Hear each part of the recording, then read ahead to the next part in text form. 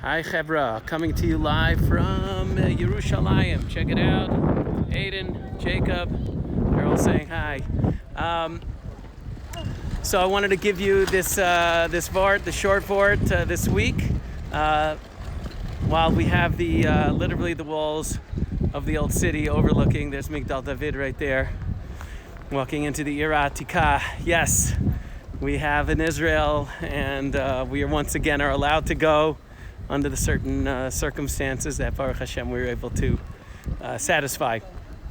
So I want to share with you a Dvar Torah about Parshas Yisro, right? This is the Shabbos of Matan Torah, the Shabbos that we receive the Torah. And there's a famous question asked: why is it that we receive the Torah in the Midbar, right? Why didn't Hashem wait? Why didn't we get into Eretz Yisrael? If Eretz Yisrael is so important, so integral to being a Jew, why didn't we wait to receive the Torah until we got into Israel, right? And they could have gone immediately into Israel, which was the plan initially. Why do it in the desert, in a place that's completely barren, a wilderness, belongs to nobody? And there are many answers given, right? And we know about humility, and we know about the Torah being hefker on some level, that the Torah is open and available to anyone, doesn't belong to any one person.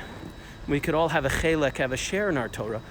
But the best answer to me, the most significant, I believe, is that if the Torah were to be given in Israel, knowing how important Israel is to us, to our Masorah, to us as Jews, people would have thought that you only keep the Torah in Israel, that the Torah is only applicable in Israel.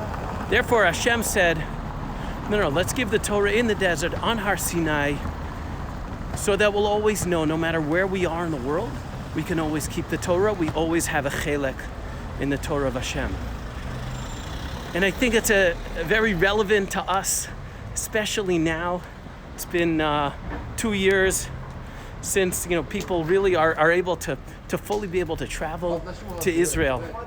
And we are the Jews of the diaspora, we're the Jews of Galus, and we've been keeping the Torah ever since, and we can't stop having that chelek, having that connection, that kesher to Torah, even though we are, not me, but you right now, are living in Scarsdale or wherever we are.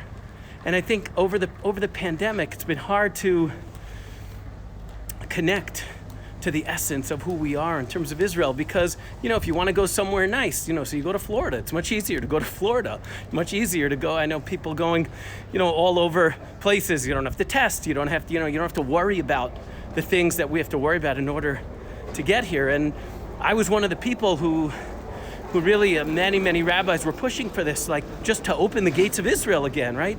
Since our history, we've been davening to be able to have the land of Israel, to be able to walk through the streets freely, and all of a sudden the gates were closed.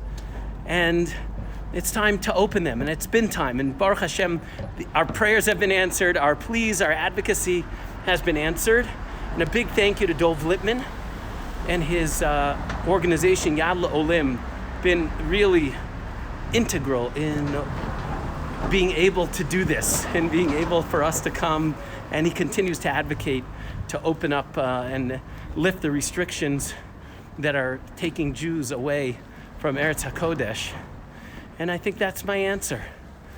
As much as we have a chelek in Torah in Scarsdale, let's never forget that the chelek that we have in Torah is the Torah of Israel, is Torah Yisrael, is Eretz Yisrael, is Am Yisrael.